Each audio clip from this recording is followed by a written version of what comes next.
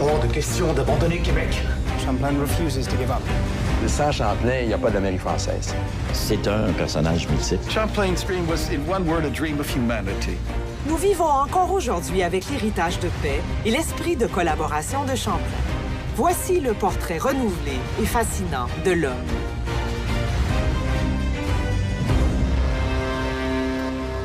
Toujours à la poursuite de son rêve, Samuel de Champlain cherche l'endroit idéal pour bâtir un nouveau monde. Un monde prospère où Amérindiens et Européens pourraient vivre dans un esprit de collaboration. Durant cette série, nous allons suivre ses aventures d'une toute nouvelle façon. L'historien américain David Hackett Fisher a consacré une partie de sa carrière à Samuel de Champlain. Son ouvrage, Le rêve de Champlain, nous fait découvrir son extraordinaire épopée. Son livre nous a inspiré cette série. Nous serons accompagnés par 3 correspondants sur le terrain. Vincent Leclerc sera en Europe et aux États-Unis, Charles Bender en Ontario et Fabienne Labbé au Québec. En studio, notre archiviste précisera certains détails importants. Nous utiliserons une ligne du temps pour nous situer dans l'époque et nous permettre de faire des allers-retours dans l'histoire. Plusieurs spécialistes de renom nous aideront à mieux comprendre les différents enjeux.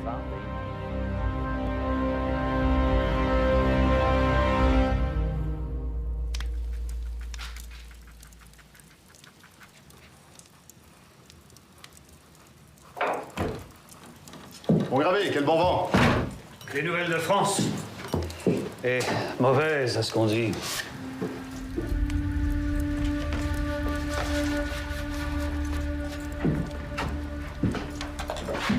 Et alors? Rumeur, seulement une rumeur. Une erreur ou bien une mauvaise blague? On dit que le roi Henri a été attaqué, qu'il est mort. Et qu'est-ce qui vous fait croire que ce n'est pas vrai? Impossible. Ce serait beaucoup trop tragique.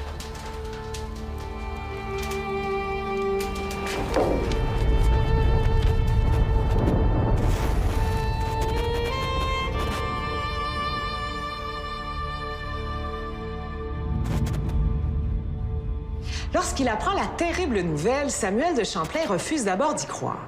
Le roi de cœur ne peut pas avoir été tué.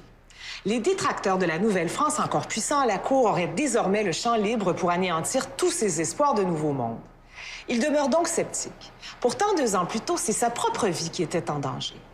À Québec, Champlain croit enfin avoir trouvé le site idéal pour implanter sa colonie permanente. En plus d'être situé au cœur du commerce des fourrures, il pourra être facilement défendu en fortifiant les berges aux endroits où le fleuve se rétrécit. Mais encore faut-il que la menace vienne de l'extérieur. L'hiver approche dangereusement. Champlain, qui connaît la violence de cette saison en Nouvelle-France, sait qu'il faut bâtir l'habitation de Québec à toute vitesse. Il impose donc aux colons un rythme de travail infernal dans des conditions difficiles. Bien rapidement, la grogne s'installe parmi eux. Le plus mécontent, c'est le serrurier Jean Duval. Il fomente un plan visant à tuer Champlain et à s'emparer de l'habitation de Québec, une mutinerie. Il réussit même à gagner l'appui de pas moins des 3/4 des colons. La veille du jour J, l'un des conspirateurs avertit Champlain du complot en échange de son pardon. Mais comment réagir en sachant que la majorité des colons se dressent contre lui? Champlain sait que les mutineries ont jusque-là détruit 3 tentatives de colonisation française. Pour que lui et la Nouvelle-France survivent, il lui faut tuer la révolte dans l'œuf, mais aussi rétablir l'ordre sans perdre le respect de ses hommes. Il décide donc de faire arrêter les mutins et d'organiser ce qui deviendra le premier procès connu de l'histoire de l'Amérique du Nord. Au terme du procès, 3 des conspirateurs sont condamnés à mort et renvoyés en France. Jean Duval, quant à lui, est pendu et Champlain fait placer sa tête au bout d'une pique sur la palissade du fort en guise d'avertissement. Champlain, avec ce geste aussi terrible que nécessaire, réussit à obtenir de ses hommes une loyauté qui ne sera plus jamais remise en question. Mais pour assurer l'avenir de la Nouvelle-France, il doit aussi gagner l'estime des siens.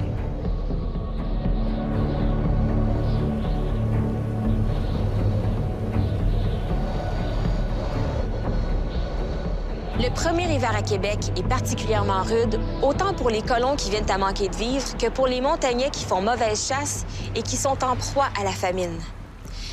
Des familles montagnaises apparaissent sur la rive en face de Québec et appellent les Français à leur secours. Horrifiés de les voir si maigres et si défaits, les Français partagent le peu de vivres qui leur reste. Un dernier geste de solidarité avant l'hécatombe. Le scorbut et la dysenterie tuent les hommes un à un et ramènent les souvenirs du film d'horreur de l'île Sainte-Croix en Acadie. Sur 28 colons, seulement 8 survivent, dont Champlain qui s'en tire encore une fois sain et sauf. Le coup est dur, mais Québec tient bon en attendant le ravitaillement qui doit arriver de France au printemps. Et, petit réconfort, dans le malheur qui les a réunis, des liens solides se sont noués entre les colons et les survivants montagnais. Un appui qui s'avérera fort utile pour l'avenir de la Nouvelle-France. Avec la prolifération de la traite des fourrures, les conflits entre les peuples amérindiens sont de plus en plus fréquents. Pour Champlain, ce climat d'insécurité nuit au commerce et au développement de sa colonie. Pour ajouter au problème, Champlain apprend qu'en France, le monopole de la traite accordé aux sieurs de Mont n'a pas été renouvelé. Le fleuve Saint-Laurent sera donc bientôt rempli de trafiquants. Champlain doit donc d'abord et avant tout stabiliser rapidement la région. Il s'applique à consolider ses alliances avec les Montagnais, les Algonquins et les Hurons pour contrer les Iroquois. Parmi eux, les Agnies, mieux connus sous le nom de Mohawks. Champlain tente des pourparlers avec eux, mais rien n'aboutit. Les Agniers sont en guerre depuis la nuit des temps et ce n'est pas Champlain qui renversera le cours de l'histoire. Ces nouveaux alliés persuadent alors Champlain que le seul moyen d'imposer la paix aux Iroquois est de les affronter. Champlain participe à une expédition guerrière contre les Iroquois en 1609 parce que ça fait partie des conditions du traité de 1603. Il ne peut pas être un allié des Montagnais, des Hurons et des Algonquins et des autres sans les appuyer dans leur guerre parce que le nous qui s'est formé dans cette alliance suppose que on combatte côte à côte l'ennemi. The wars amongst the Indians were not introduced by the French, as some historians have mistakenly suggested. They go way back. Champlain ne veut pas tuer les Iroquois, lui. Lui, il veut faire du business, il veut faire des affaires. Il y a un projet, Champlain. C'est un homme de projet. Alors, il y a un projet de créer de la richesse. C'est la traite des fourrures à ce moment-là. Mais ça va s'ouvrir. Mais les Indiens disent non. Oh, non. Si tu veux qu'on fasse affaire, puis tout ça, on fait une parenthèse, on s'en va tuer les Iroquois. Champlain lance sa campagne dès l'arrivée du ravitaillement venu de France. Il part de Québec avec un groupe d'arquebusiers français et une flottille de canots comptant entre 300 et 400 guerriers amérindiens. L'embouchure de la rivière Richelieu constitue la porte d'entrée du territoire iroquois. En arrivant ici, un différend au sujet de la guerre divise les alliés amérindiens de Champlain. Et plusieurs veulent rentrer chez eux. Comme il veut forcer personne à le suivre, Champlain se voit perdre une partie importante de ses effectifs. Une énorme partie. Lorsqu'il remonte la rivière des Iroquois, il ne reste que 60 guerriers à ses côtés. Champlain et les 12 Français qui l'accompagnent sont les premiers Européens à poser les yeux sur ces terres.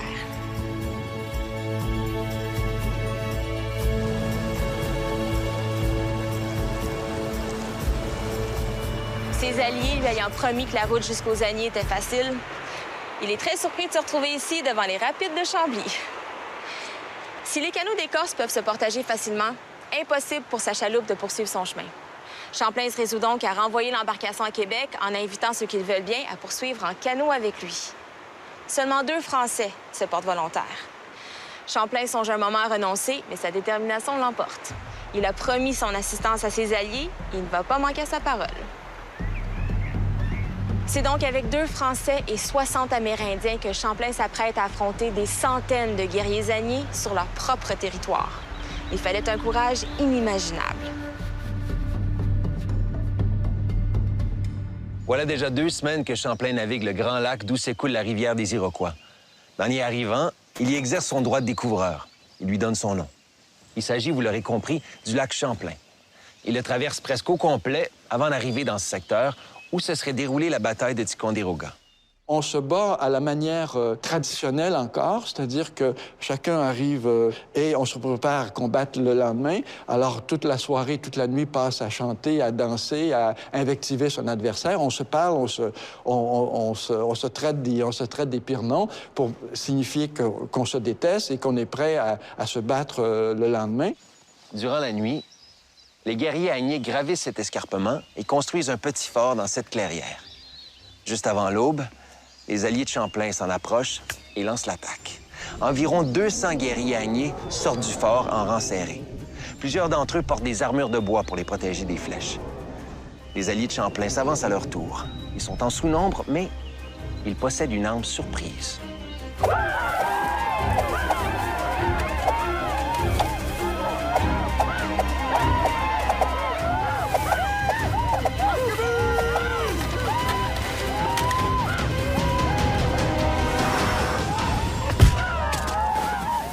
Comme son arquebuse peut tirer 4 balles à la fois, Champlain abat 3 hommes, dont 2 chefs, d'un seul coup.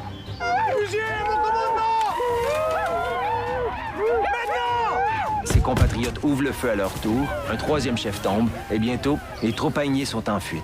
Aucun d'entre eux n'avait jamais vu une telle puissance de feu.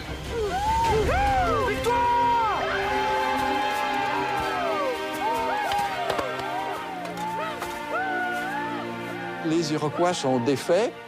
On pourrait dire probablement plus que surpris qu'humiliés parce qu'il y a quelque chose qui leur échappe. La guerre est en train de changer et ils vont mettre un peu de temps, mais ils vont apprendre rapidement. Ce secteur reste pendant des siècles l'un des lieux les plus stratégiques d'Amérique du Nord. D'ici, il est possible de surveiller et de contrôler la région où se rejoignent le lac Champlain et le lac Georges, 2 axes de transport incontournables. Le fort Carillon, que l'on aperçoit en bas ici, construit par les Français en 1755 et qui s'appelle aujourd'hui le fort Ticonderoga, témoigne encore de l'importance géographique des lieux.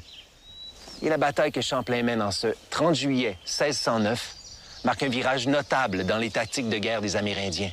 En effet, elle révèle l'extrême vulnérabilité des armures de bois et des formations serrées face aux armes à feu européennes. Et c'est suite à cet événement que les Amérindiens passent progressivement à la guerre d'embuscade.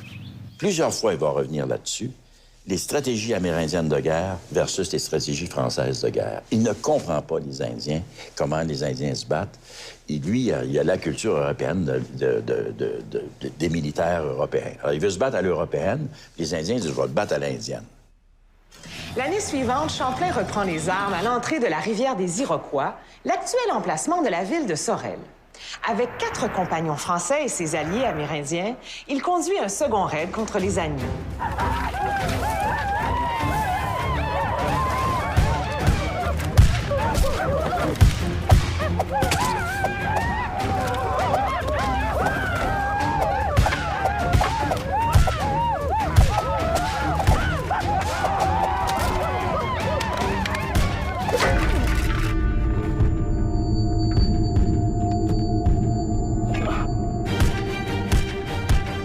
Malgré cette blessure, les alliés Hurons, Montagnais et Algonquins, ainsi que Champlain, remporteront la victoire. Au cours des années qui suivent, les Amérindiens de la vallée du Saint-Laurent reconnaîtront sa cicatrice à l'oreille et la toucheront comme s'il s'agissait d'un talisman. Après 2 victoires contre les Agniers, Champlain devient un personnage mythique. Champlain a lui-même illustré ces 2 batailles qui le mettent en scène. Ce sont les 2 seules représentations authentiques de son visage. Voici le portrait le plus connu de Samuel de Champlain. Mais il s'agit en fait d'un faux. Il a été peint en 1870 d'après une gravure où l'on y voit un contrôleur des finances qui n'a aucun rapport avec Champlain. Et puisqu'il n'existe aucune image qui nous permette de bien reconnaître les traits de Champlain, il est coutume de le représenter sous ces traits, qui n'ont pourtant jamais été les siens. Tandis que l'avenir de la colonie semble prometteur, en France, une terrible tragédie risque de tout faire basculer.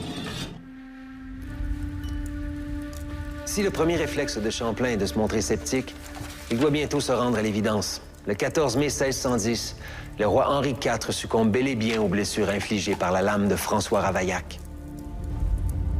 Ce catholique, fou de Dieu, n'en pouvant plus des politiques de tolérance religieuse du roi, il décide de prendre les choses en main.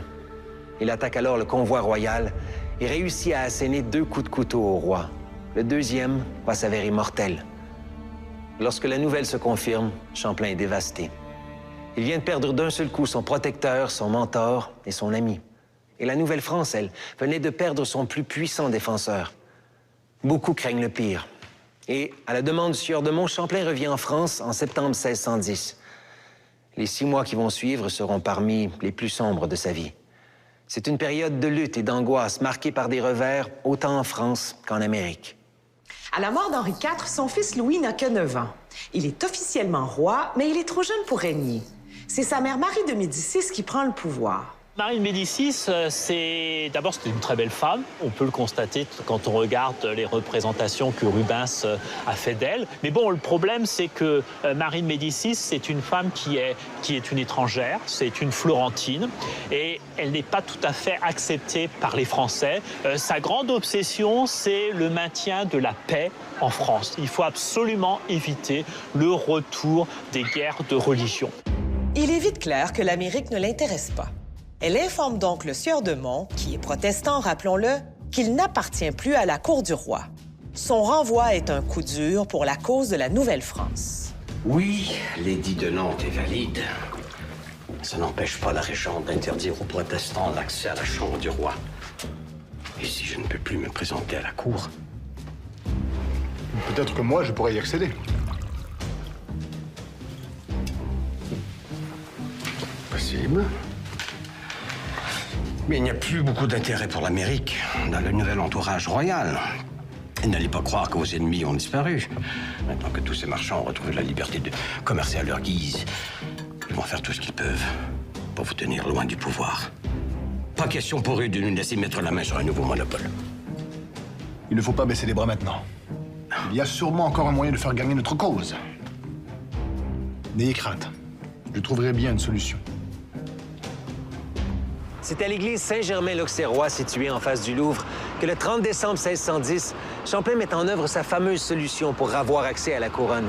Il convie dans cette église un bon nombre de fonctionnaires, conseillers, marchands et hauts dignitaires autrefois attachés à la personne de son défunt roi et protecteur, Henri IV. Champlain a épousé Hélène Boullé, donc à la fin de l'année 1610. Hein, donc, il y a un problème parce que Hélène Boullé, en 1610, est très jeune. Hein, c'est une jeune fille qui vraisemblablement, en 1610, elle n'a que 10 ans. Samuel de Champlain, qui a environ 40 ans, célèbre son mariage avec la jeune protestante Hélène Boullé. Autre époque, autre mœurs. Le contrat de mariage stipule que les mariés devront attendre 2 ans avant de le consommer. Entre-temps, Hélène vivra chez ses parents. Cela dit, marier une femme si jeune n'est pas hors du commun à l'époque, et tout le monde est ravi, sauf la jeune Hélène que l'on marie contre son gré. Champlain, lui, est très satisfait de la situation. Pourquoi donc? Nicolas Boullé, le père d'Hélène, est huissier des finances du roi. Ce mariage offre à Champlain des appuis à la cour et dans le milieu des affaires de Paris. Il arrive ainsi à financer un autre voyage en Nouvelle-France. Champlain laisse sa jeune épouse aux bons soins de ses parents et traverse l'Atlantique pour la 11e fois. Le 21 mai 1611, Champlain est de retour à Québec. L'hiver fut l'un des plus rudes qu'on ait jamais connu, mais malgré tout, les 17 colons se portent bien. Champlain ne s'attarde pas à Québec et file tout droit en amont du fleuve Saint-Laurent. Il est pressé car il a un rendez-vous très spécial. Le lieu de rencontre est cette énorme barrière au trafic fluvial que l'on connaît aujourd'hui sous le nom de Rapide de la Chine. Je vous assure que jamais je n'ai vu un torrent déborder avec une telle impétuosité. Il est si dangereux qu'il est hors de la puissance d'un homme d'y passer un bateau, aussi petit qu'il soit. Infranchissable, c'est Rapide de la Chine. En arrivant, Champlain apprend avec stupéfaction qu'un Français les a déjà franchis. C'est le premier à l'avoir fait. Il s'agit d'Étienne Brûlé et c'est justement avec cet homme exceptionnel que Champlain a rendez-vous. L'année précédente, Champlain avait envoyé 4 adolescents français vivre chez les Amérindiens pour apprendre leur langue. On les appelle truchements, un mot qui signifiait à l'époque interprète. L'un d'eux s'appelle Étienne Brûlé. La politique des truchements, ça, c'est une réussite diplomatique incroyable. Parce que ces jeunes vont aller apprendre la langue, vont aller apprendre ce qu'est la culture huronne, algonquine, etc. C'est quoi le quotidien d'un Huron? Ils allaient vivre parmi ils allaient vivre avec les communautés amérindiennes. Ah, puis à l'indienne? Champlain, en 1610, il a beaucoup d'espoir de permettre la traite des fourrures avec les Hurons. Et les Hurons, ils habitent au bord de la baie Georgienne, dans la région des Grands Lacs, et c'est un réservoir à fourrure. Donc, en 1610, Étienne Brûlé, qui est dans la colonie depuis 2 ans, devient le premier Français à mettre le pied en territoire qui deviendra l'Ontario. Aucun Français, aucun Européen a pénétré aussi profondément à l'intérieur des terres nord-américaines que Étienne Brûlé ne le fait en 1610. Champlain lui donne rendez-vous le 20 mai 1611 à l'entrée des Rapides de la Chine. Mais Brûlé n'est pas au rendez-vous. Tant Tant qu'à attendre, Champlain en profite pour explorer les alentours de l'île de Montréal où, écrit-il, l'on serait capable de bâtir une bonne et forte ville. Juste en face, il remarque une autre jolie petite île qu'il baptise île Sainte-Hélène en honneur de sa récalcitrante épouse. Enfin, le 13 juin, Champlain voit arriver Étienne Brûlé en compagnie de 200 Hurons. Il leur demande de lui décrire leur territoire. Ils le disent truffé de rivières, de lacs et de forêts, jusqu'à une grande mer plus au nord. C'est la baie d'Hudson. Champlain croit que c'est un passage vers l'Asie. Il voudrait s'y rendre, mais se laisse convaincre par les Hurons d'éviter l'exploration de ce pays difficile et dangereux. Cependant, les Hurons veulent développer des liens commerciaux avec les Français et ils ont une proposition à lui faire. En 1611, il y a une invitation officielle. Donc, on invite Champlain à venir nous visiter dans notre pays. 2 ans après cette rencontre, Champlain part explorer la rivière des Outaouais. C'est lors de ce périple qu'il perd un instrument indispensable. Dans les écrits de Samuel de Champlain, celui-ci donne des coordonnées lors de sa remontée de 1613, la rivière des Outaouais. Et à partir d'un point qui correspondrait grossièrement à celui de Cobden, ces coordonnées deviennent bien moins précises qu'elles ne l'étaient jusqu'à ce moment-là. Donc ça, c'est l'outil que Champlain aurait utilisé autant pour naviguer que pour dessiner ses cartes. C'est un astrolabe nautique. Il existe des astrolabes de différents types. Donc, qu'est-ce qu'on fait pour se servir d'un astrolabe? On aligne l'œil et le soleil. On examine ensuite le cadran gradué qui fait tout le tour de l'astrolabe, qui nous donne 1 degré. Il faut ensuite se servir d'une liste de concordance ou d'un almanach, par exemple, qui permet de faire concorder selon l'heure du jour, selon la date, ce degré-ci au degré de latitude où on se trouve. Donc, c'est comme un GPS, mais c'est seulement un demi-GPS parce que c'est un instrument qui permet seulement de déterminer la latitude. Champlain doit donc poursuivre ses explorations sans son fidèle instrument. Mais si les relevés n'ont plus la précision à laquelle il nous a habitués, il parvient quand même à tracer un portrait assez fidèle de la région. Arrivé pas très loin d'ici, à l'entrée du lac du Remusqué, il rencontre le grand chef algonquin Nibashi. À la surprise de Champlain, sa réputation l'a précédé et Nibashi sait qui il est. Et de le voir apparaître si loin de Québec convainc Nibashi de l'authenticité de toutes les bonnes choses qu'il a entendues sur Champlain. Après avoir scellé leur alliance par une tabagie, Nibashi fait franchir le lac à Champlain et le guide vers un portage qui le mènera à un lac beaucoup plus grand, le lac aux Allumettes.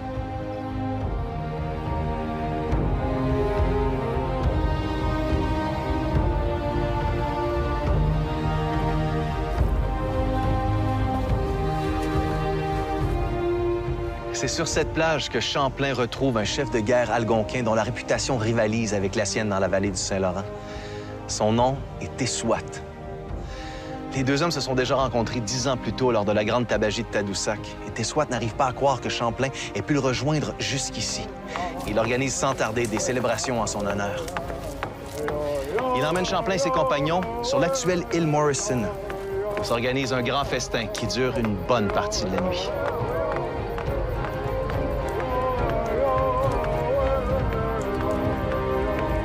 Malgré cette bonne entente, Tessouat interdit à Champlain de poursuivre sa route.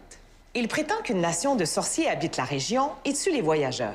Tessouat didn't want him to go further for certain reasons. It might be because they were like middlemen between the Hurons and Champlain. Fidèle à son habitude, Champlain choisit de ne pas lui déplaire. Champlain ne se rend jamais jusqu'à la baie d'Hudson, mais son voyage lui permet d'explorer la vallée de l'Outaouais et de nouer des alliances avec plusieurs nations algonquines. D'ailleurs, il est grand temps pour lui de rentrer à Paris. Sous la régence de Marie de Médicis, les grands de l'Église catholique ont élargi leur pouvoir et leur influence en France. Il devient évident que le projet de Champlain et de Mont en Nouvelle-France ne pourra plus se passer de l'approbation de l'Église catholique. Et ils en ont dit quoi de tout ça, les évêques? Eh bien, non seulement ils nous appuient totalement, mais ils nous aident même à financer la mission! Alors, les bons pères écolais iront réellement à Québec. Ah, voilà qui devrait gagner la sympathie du clergé à notre projet. J'y compte bien. J'ai du mal à y croire. Vous êtes réellement en train d'y arriver. D'abord, les nobles et les marchands. Et maintenant, les évêques et les cardinaux.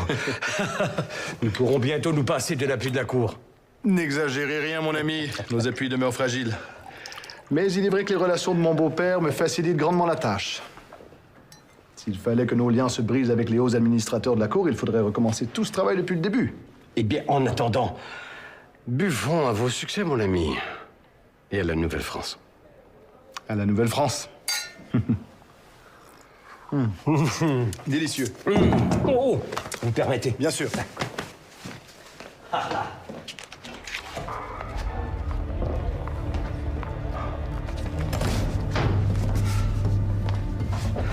Que se passe-t-il de mon? On vous demande d'urgence. Il s'agit de votre femme, Hélène. Elle s'est enfuie. Personne ne sait où elle est.